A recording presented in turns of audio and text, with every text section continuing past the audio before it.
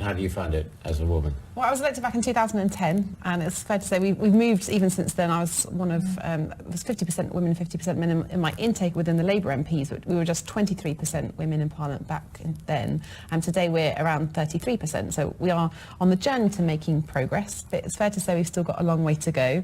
And before I was an MP, I never felt in the minority in the workplaces I worked in before I got to the House of Commons, but it's fair to say even now today, and even yesterday, in fact, I was stopped by a male MP who confused me with another woman, because we're still all seen kind of within this very small group. And what's important ultimately is if someone was to stumble across the Parliament channel, I'm thinking about my constituents, I'm thinking about the next generation, we need a chamber that reflects British society, and as long as we are in the minority and that we are different and unusual, that's not, I don't think, going to appeal to the country. And women around that cabinet table to be making decisions right at the very top, and with just 20, I think it's 26% of the cabinet being women, and that's in the light of the recent reshuffle. Has Labour got a worse problem than the Conservatives or indeed the SNP in terms of the fact that it's never had a woman leader? Well, I think we've got a proud history in the fact we've had 3 women Scottish leaders. We've had 2 women that have been deputy leaders of the party. We saw the first Labour black woman in Parliament was Diane Abbott. I think we've got a proud history. I hope that the next Labour leader will be a woman. But we've also got a much better balance when it comes to within our parliamentary Labour Party, 45%, which means that when we're deciding things,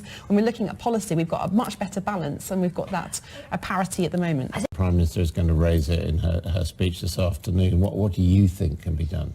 Well, I don't think we should have this kind of special category. I think for parliamentarians, I think we need to do everything possible to stamp out all misogyny and all racism and discrimination within our entire country. Except parliamentarians, by standing for Parliament, you make yourself a public figure, and some people might say that. The only thing that I think that's worth noting is that election periods obviously are very compressed amounts of time, and myself having gone through the legal process for holding people to account where I've faced, I've been the subject of hate crime, for example. That process takes an incredibly long time, and if we want to ensure that we encourage everyone possible to put themselves forward for public office, be that women or men, in fact, of all ages, of all backgrounds, to have as diverse a chamber as possible, we need people during that election period to feel safe, and at the moment I think there's more that we could be done.